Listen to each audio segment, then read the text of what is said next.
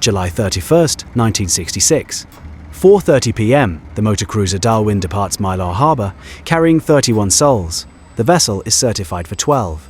It has no radio. 2 life jackets. The forensic record shows severe structural dry rot throughout the hull. This was not a voyage. This was a catastrophic failure already in motion. Mylor Harbour, Cornwall, 4:30 p.m.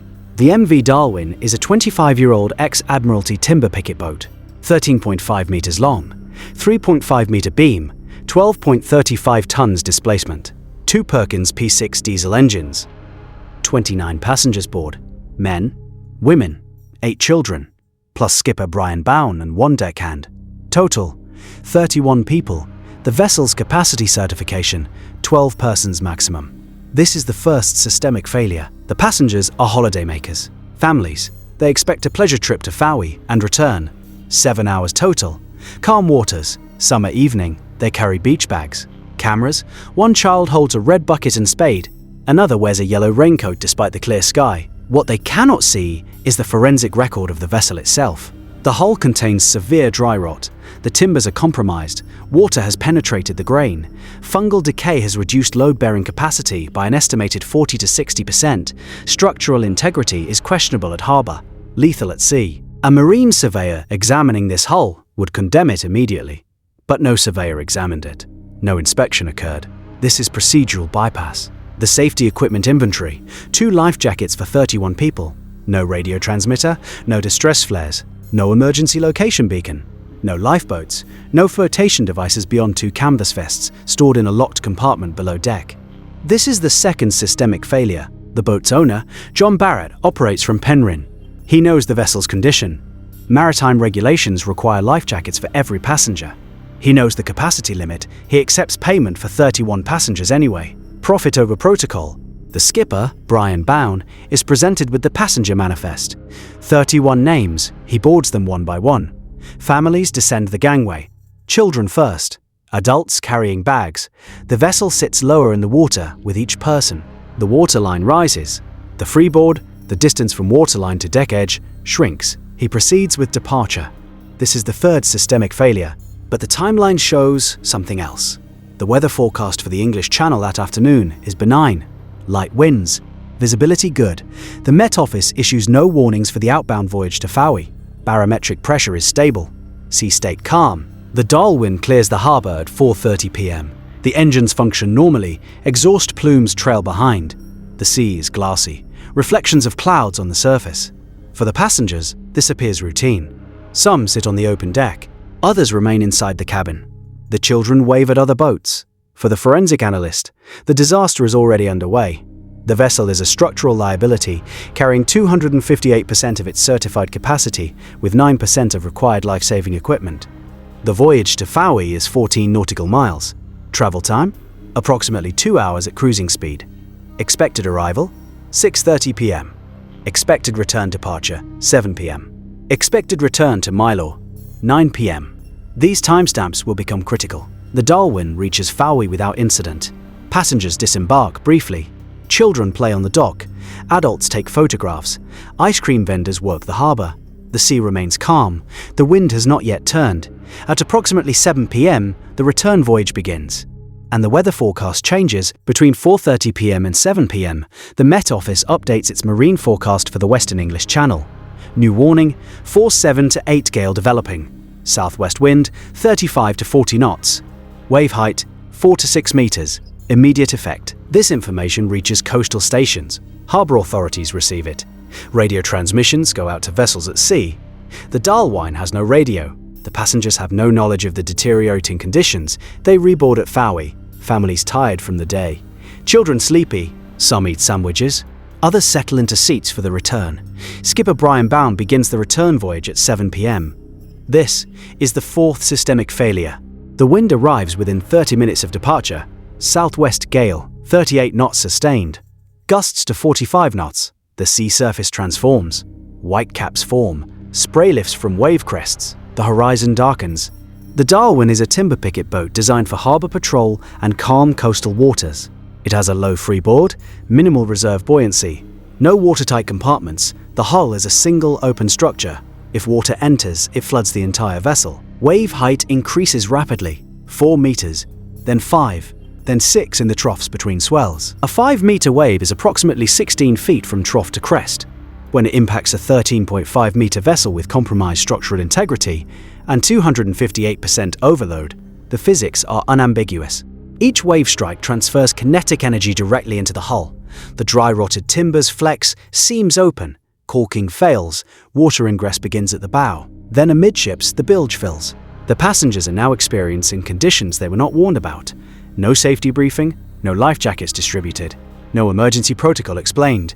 They hold onto seats, brace against bulkheads. Some children cry. Adults try to reassure them. The deckhand attempts to manage the bilge pump. It is manually operated, a hand-crank mechanism designed for minor leakage, not catastrophic flooding. Insufficient capacity, he pumps. Water pours in faster than he can expel it. The deck tilts. The bow rises on a wave, then drops. The impact sends shudders through the frame. Timbers crack audibly. Water accumulates faster than it can be expelled. Skipper Bown has no radio to request assistance, no flares to signal distress. The nearest vessel, a fishing trawler 3 miles east, has no knowledge that Darlwyne is in trouble. They cannot see it in the deteriorating visibility. They do not hear any distress call, because there is no distress call. Visibility degrades. Spray. Darkness approaching. Sunset is 8:15 p.m. By 8 p.m., twilight is fading. The wind does not relent. At some point between 7:30 p.m. and 8 p.m., the structural failure reaches critical threshold. A primary hull frame fractures. Water floods the engine compartment. Seawater contacts the hot engine blocks. Steam, smoke. The engine sees the Darlwyne loses propulsion. Without power, the vessel turns beam on to the waves. This is the most dangerous orientation. Each wave now strikes the full length of the hull broadside. Maximum force. Maximum flooding rate. The 29 passengers, 8 of them children, are inside a disintegrating timber structure in a Force 8 Gale with 2 life jackets and no means of calling for help. The forensic record shows no distress transmission was ever received. No mayday. No radio beacon. Because none existed, the Darlwyne simply stopped transmitting position. But it was never transmitting position. It vanished into the gale in absolute silence. Expected return time at Mylor harbour, 9 p.m. 9 p.m. passes. The Darlwyne does not arrive. Families wait at the harbour. Wives, husbands, parents of the children on board. They stand on the dock, look out at the darkening water. The wind is still gusting. Waves break against the harbour wall. Spray carries over the stone. 9:30 p.m. No vessel, no radio contact. But there is no radio. The families begin to ask harbour staff. Has anyone heard from the Darwin? No. Has anyone seen it? No. 10 p.m. Concern becomes alarm. Someone suggests calling the Coast Guard. Someone else says wait, maybe the skipper sheltered in another harbour. Maybe they're waiting out the weather. But the weather is worsening. The gale has not peaked. The wind is 40 knots sustained now. No one initiates a formal alert. This is the 5th systemic failure. The boat's owner, John Barrett, is contacted by telephone. Families demand answers. Where is the boat? When did it leave Fowey? What is the status? He does not report the vessel overdue to the Coast Guard.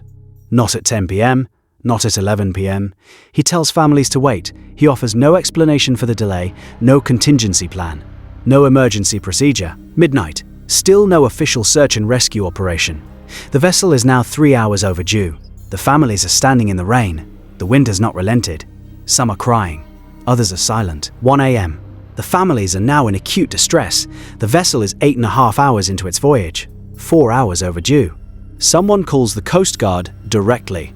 Not the owner, a family member. The Coast Guard asks for details, vessel name, departure time, expected return, number of persons on board. 31. The Coast Guard operator pauses.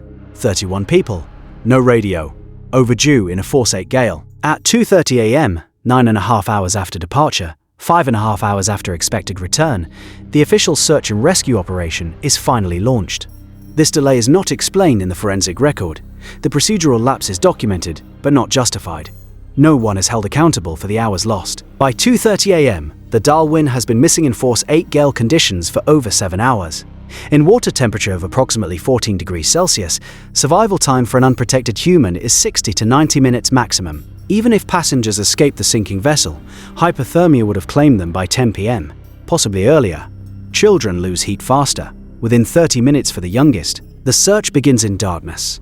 Lifeboats from Falmouth, Plymouth, Fowey crews launch into the Gale, searchlights sweep the water. They find nothing. Visibility is near zero. Rain, spray, waves breaking over the bow. RAF helicopters scramble at first light. 5 a.m., they fly grid patterns. Low altitude, scanning. The scale of the operation is massive. The timing is catastrophically late. First light reveals debris, floating wreckage, pieces of timber, a seat cushion, personal belongings, a child's shoe, red, small, floating alone, then the first body, recovered by lifeboat crew near the Dodman Point area. Adult male, deep water drowning, no life jacket. The body is brought ashore at Falmouth. Identified. Family notified. By midday August 1st, 4 more bodies are brought ashore. The forensic examination is consistent across all recoveries.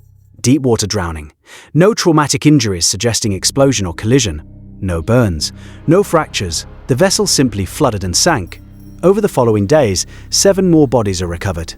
Total, 12. 19 people are never found. 19 souls lost to the English Channel, including all 8 children. The search continues for 2 weeks. Aircraft, divers, coastal patrols, trawlers report no wreckage snagged in nets, no sonar contacts, no debris fields. The Darlwyne has vanished completely. No hull, no superstructure, no debris field large enough to mark the grave. The forensic record closes with 12 recovered victims and 19 missing cause of death. Drowning secondary to vessel structural failure in severe weather. Contributing factors: overloading, inadequate safety equipment, delayed rescue response, but the location of the wreck remains unknown. For 50 years, the 12 recovered bodies were identified and released to families between August 2nd and August 8th, 1966. Autopsies confirmed: drowning, water in the lungs, no evidence of blunt force trauma, no burns, no toxicology findings. The victims died because they were in the water, and the water was 14 degrees Celsius, and they had no flotation devices, and no rescue arrived in time. The youngest victim recovered was 8 years old. The official inquiry convened by the Board of Trade in August 1966 examined the procedural and regulatory failures. The findings: the vessel was structurally unsound and should not have been certified for passenger service. The skipper proceeded to sea with gross overloading and inadequate safety equipment. The owner failed to ensure compliance with maritime safety regulations. The delay in initiating search and rescue operations was inexcusable and likely eliminated any chance of survivor recovery. The inquiry recommended criminal prosecution of the owner, John Barrett, for negligence. He was charged. The case proceeded. The outcome is documented: guilty. Sentence: suspended. He did not serve time. No criminal charges were filed against skipper Brian Bown. He died in the sinking. The families of the 19 missing victims received no closure, no body to bury, no grave to visit. Just the knowledge that someone they loved was somewhere beneath the surface off Cornwall. The forensic record remained incomplete, the wreck site unknown. Trawler captains working the area between Dodman Point and the Manacles reported no significant sonar contacts matching a 13.5-metre wooden hull. The seabed there is complex. Rocky outcrops, gullies, strong currents. Visibility often zero. For 50 years, the Darlwyne remained lost. Marine archaeologists theorized the hull had disintegrated entirely. Timber doesn't survive long in high-energy environments. Trawler nets destroy what remains, but one group refused to accept the mystery as unsolvable. Local divers, Cornwall residents, people who remembered 1966, people who knew families of the victims. Mark Milburn, diving instructor, Falmouth-based. He spent years reviewing current charts, historical tide data, weather records from July 31st, 1966. He calculated drift patterns, worked backward from body recovery locations, estimated the sinking position based on wind direction and waveset. His colleague Nick Lyon assisted with side-scan sonar surveys. For years, nothing. False contacts, geological features, other wrecks from other tragedies. Then in July 2016, 50 years to the month, the sonar detected an anomaly near Dodman Point. Depth 42 meters, shape elongated, consistent with a small vessel. Milburn and Lyon descended, 42 meters. Low visibility, strong current. The divers reached the seabed. Silt, rock.